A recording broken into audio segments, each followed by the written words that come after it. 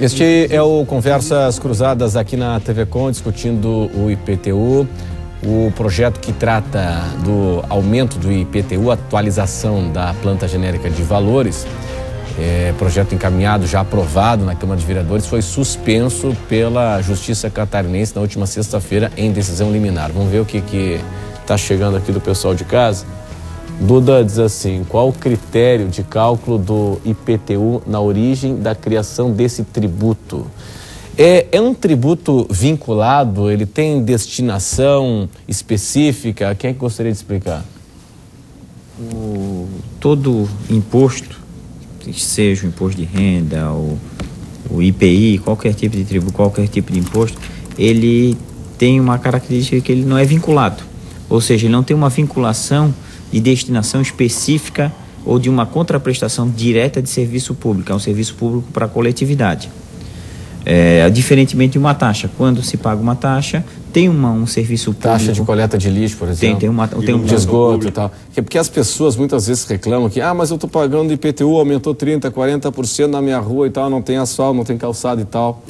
Sim. Não cabe esse tipo de cobrança, então? Só até na praia onde eu tenho apartamento, eu recebi uma correspondência de uma associação em que queria exatamente discutir, por ações judiciais, o aumento dos valores da planta genérica. Por quê? Porque lá na praia não teria o tratamento, vamos dizer, o tratamento de esgoto, o abastecimento de água, defeitos de calçadas. E eu ainda alertei isso, olha, aqui é um tributo não vinculado. Ele não tem esse caráter de contraprestação, embora para a coletividade tem. O serviço público deveria existir. Claro, esse que é a grande dificuldade da sociedade florianopolitana com relação ao próprio aumento da carga tributária, até porque não vai bem.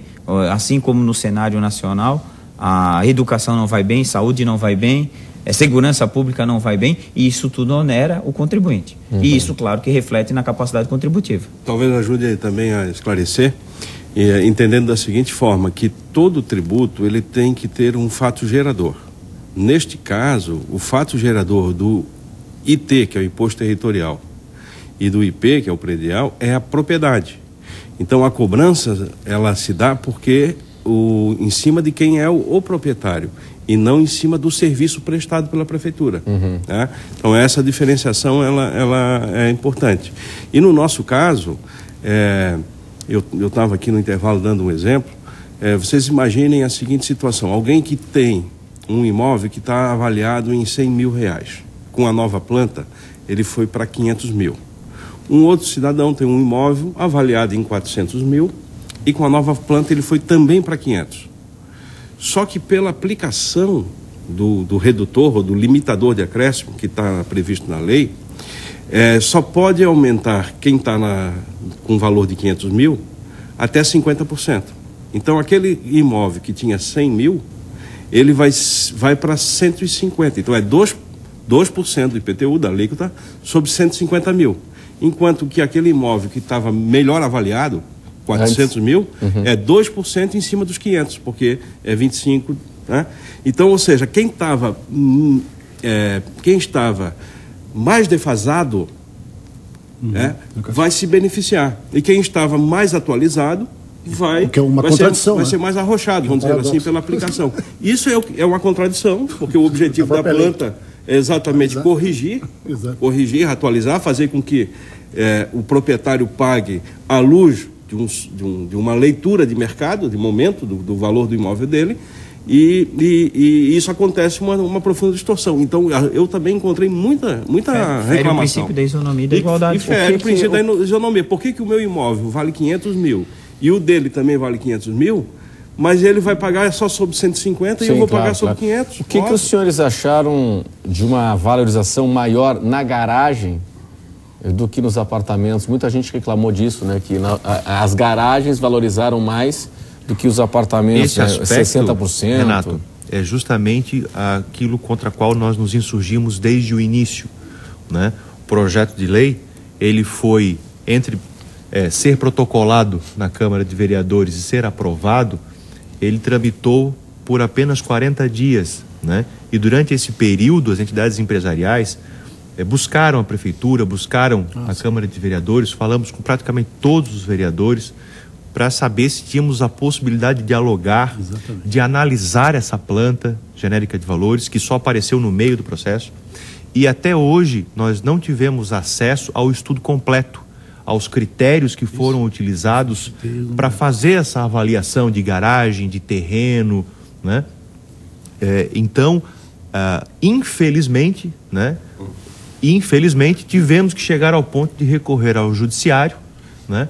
Porque a sociedade não teve a oportunidade de conhecer esse conteúdo. Me permite aqui fazer um link com a tua questão, mas isso tem, no meu modo de entender, tem que se transformado num estilo de governar do atual prefeito. Foi assim também com outras iniciativas. A reforma administrativa, não houve audiência pública. O Sindicato dos Trabalhadores da Prefeitura queria discutir a reforma pública, não teve oportunidade. O plano diretor, o prefeito também, por decreto, destituiu o núcleo gestor. Então, eu tenho dito aqui, e aproveito também a TV Com para dizer, o prefeito César Souza não pode confundir o mandato dele de prefeito como se ele fosse o dono da cidade. Ele tem, no meu modo de entender, que entender a função social de representação de prefeito.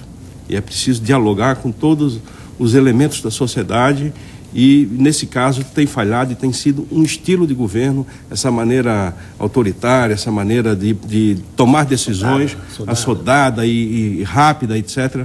É muito ruim. Florianópolis não precisa desse tipo de iniciativa. A própria prefeitura e o próprio governo do prefeito César Souza, em função desse estilo de governar, vai ser prejudicado.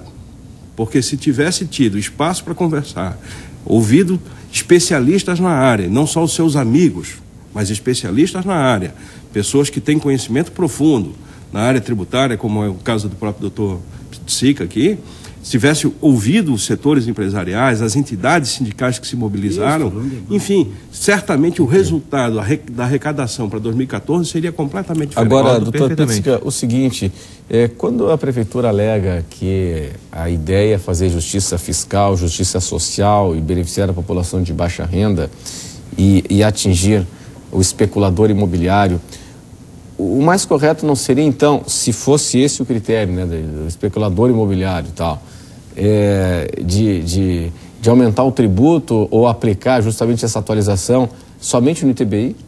Que é esse que compra, vende e tal, porque o morador, esse cara que está lá há 20 anos, 30 anos no imóvel, que comprou o imóvel para usufruto dele, da família dele, ele não está fazendo especulação imobiliária. Ele vive no imóvel que foi valorizado, é verdade. Agora, ele não é especulador imobiliário, né? Realmente, eu acho que o ponto, talvez nevrótico da questão, é levar em consideração primeiro. Eu não tenho dúvida, como operador do direito e como advogado, eu tenho que seguir o princípio básico de direito, que é a boa-fé se presume. Eu acredito na boa-fé do encaminhamento do projeto. Ocorre que não só a boa-fé é necessária, é necessário também os aspectos técnicos, os aspectos legais e todo um procedimento. Pois bem, falando de especulação, progressividade não se faz com aumento da base de cálculo sem critérios, se faz com aumento de alíquotas. Para especulação, seria o caso. Aumentaríamos a alíquota, teríamos todos os levantamentos dentro da tecnicidade. Não se discute a atualização da planta genérica, se discute o procedimento e se discute os critérios técnicos que levaram a essa nova planta genérica. Segundo ponto, se torna até paradoxal se ainda que fosse certa essa planta genérica. Ela é totalmente defasada. Dias após a aprovação da Lei 4.480/2013, nós tivemos a mudança do plano diretor, que qualquer um técnico sabe que sobreleva e impacta na planta genérica. Se eu tinha um imóvel com um índice X e agora tenho metade de um índice, meu imóvel desvalorizou. O inverso, se ele valorizou. E se ele valorizou? De 4 para 12 pavimentos? Então não teria como. Por mais que teve o fracionamento, o primeiro teria que ter sido aprovado o plano diretor, teriam ter tido todas as audiências públicas, principalmente uma comissão de revisão, eu bato na tecla, porque a prefeita Angela Amin, pela Lei 6.071, instituiu a possibilidade, a necessária comissão de revisão da planta genérica. Que não foi chamada. Que não foi chamada. Isso é importante. Que não foi chamada. E quem são? Fugiu a lei. Exatamente as entidades da qual eu fui convocado para se fazer presente em juízo. E assim foi alterado. E que tem que ter o voto aberto e tem que ter outras situações. Mas mesmo assim, se não fosse, a própria lei de responsabilidade fiscal prevê audiências públicas em questões de gestão, em questões de alteração de receita. Não, se assim não fosse, como o vereador levantou, nós temos o princípio da transparência, que também está na lei de responsabilidade fiscal, quando tem impacto financeiro, quando se traz maiores números de isenções, que aumentou de 6 mil, se eu não me engano, para 56 mil. Então, isso tudo tem influência, mas tudo tem uma legalidade, tudo tem um trâmite legal. Foi-se o tempo que a instituição do tributo era pela livre vontade do monarca, dentro do absolutismo, mas o que aqui se busca é o princípio da legalidade, o respeito ao princípio da isonomia, o princípio da publicidade, da moralidade administrativa, do respeito à capacidade contributiva, que ali entra inflação, economia e o aumento salarial. Por mais que essa planta genérica fosse correta, o brasileiro não tem condições de fazer esse recolhimento. Se assim o fosse, a defasagem da planta genérica, também estão defasados os salários. E vamos que tenhamos um estudo que todos os salários do funcionário público têm que aumentar 80%. Veja, a magistratura há mais de 10 anos não tem aumento. E o funcionário público da prefeitura não recebeu. Imagine se tem um estudo técnico que, para ter uma reposição salarial, teria que ter um aumento de 80%. Não poderia a prefeitura utilizar de todos os princípios orçamentários, do impacto financeiro, do mérito administrativo? Poderia. Tem uma lei que segue esse Bom, vamos para o intervalo e em instantes estaremos de volta aqui na sequência do Conversas Cruzadas desta noite. Até já.